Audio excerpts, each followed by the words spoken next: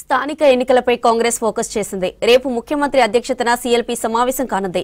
స్థానిక సంస్థల ఎన్నికల్లో అనుసరించాల్సిన వ్యూహాలపై డిస్కస్ చేస్తారని తెలుస్తోంది. ఇక పీసీసీ బాధ్యతలు చేపట్టిన తర్వాత పార్టీ బలోపేతంపై దృష్టి పెట్టారు మహేష్ కుమార్ గౌడ్. ఉమ్మడి జిల్లాల నేతలతో వరుస రివ్యూలు చేశారు. బీఆర్ఎస్ పీఏసీ ఔన్నత్యం తగ్గించే కుట్ర చేస్తుందని నేతలు ఆరోపించారు.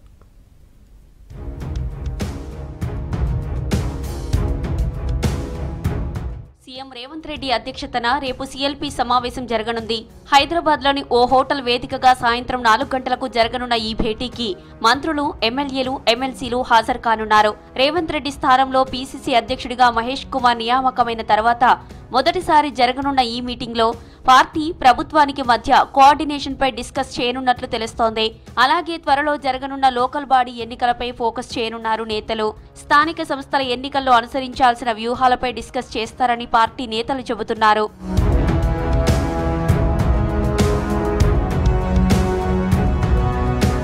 పీసీసీ బాధ్యతలు చేపట్టిన తర్వాత పార్టీ బలోపేతంపై దృష్టి పెట్టారు మహేష్ కుమార్ గౌడ్. స్థానిక సంస్థల ఎన్నికల్లో గెలిపే లక్ష్యంగా కార్యాచరణను ప్రారంభించారు. ఇవాల్టి నుంచి జిల్లాల వారీగా సమీక్షలు నిర్వహిస్తున్నారు. ఈ సమావేశానికి ఆయా జిల్లాలకు చెందిన మంత్రులు, ఎమ్మెల్యేలు, ప్రజాప్రతినిధులను ఆహ్వానించి సమీక్ష చేస్తున్నారు. ఇవాళ ఉమ్మడి వరంగల్, కరీంనగర్, నిజామాబాద్ జిల్లాల నేతలతో సమావేశమయ్యారు పీసీసీ చీఫ్.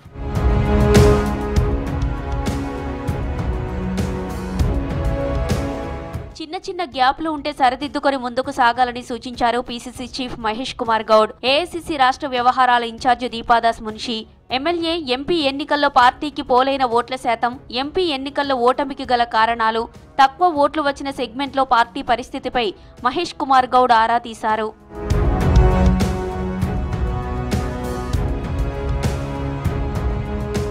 పదేళ్లు కాంగ్రెస్ అధికారంలో ఉండేలా పనిచేద్దామని పిలుపునిచ్చారు PCC chief Mahesh Kumar Goud. Party, ప్రభుత్వానికి సమన్వయం చేసుకుని ముందుకెళ్లాలన్నారు. ప్రభుత్వ పథకాలను ప్రజల్లోకి తీసుకెళ్లాలని చెప్పారు.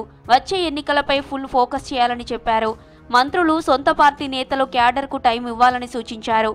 పాత, కొత్త నేతలు కలిసి పనిచేయాలని చెప్పారు మహేష్ కుమార్ గౌడ్.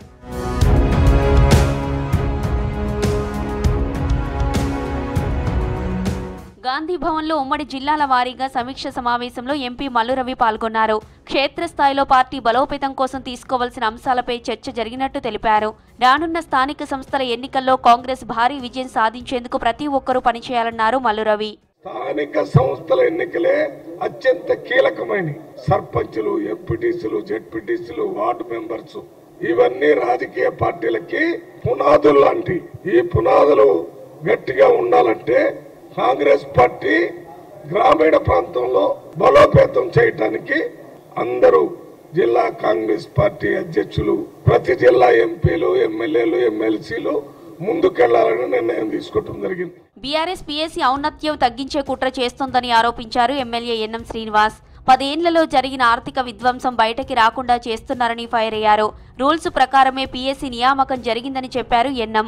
10 ఏళ్లలో జరిగిన ఖర్చుల విధ్వంసం పీఏసీ తేల్చుతుందన్నారు ఎన్ఎం శ్రీనివాస్. సభ్యతగా, సంస్కారయుతంగా పీఏసీ మీటింగ్స్ జరగాలి అన్న ఇంగిత జ్ఞానం కూడా బీఆర్ఎస్ తరఫు నుంచి మరి ఎందుకు ఆలోచన వాళ్ళు చేయలేదో మాకు అర్థం కాదు.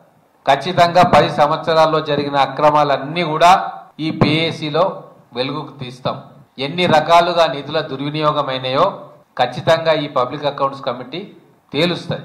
గతంలో జరిగిన తప్పులను చట్టబద్ధంగా వెలికి తీసి ప్రజల ముందు ఉంచే కార్యక్రమమే అకౌంటబిలిటీ, ట్రాన్స్పరెన్సీ ఉండాలని చెప్పి పబ్లిక్ అకౌంట్స్ కమిటీని ఏర్పాటు చేసుకున్నాం. అసెంబ్లీ హాల్లో పబ్లిక్ అకౌంట్స్ కమిటీ భేటీ అయింది.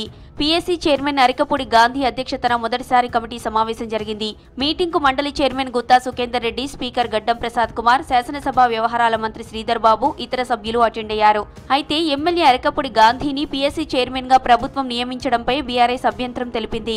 సమావేశం ప్రారంభం కాగానే వాకౌట్ చేసి బయటకు వచ్చారు బీఆర్ఎస్ సభ్యులు.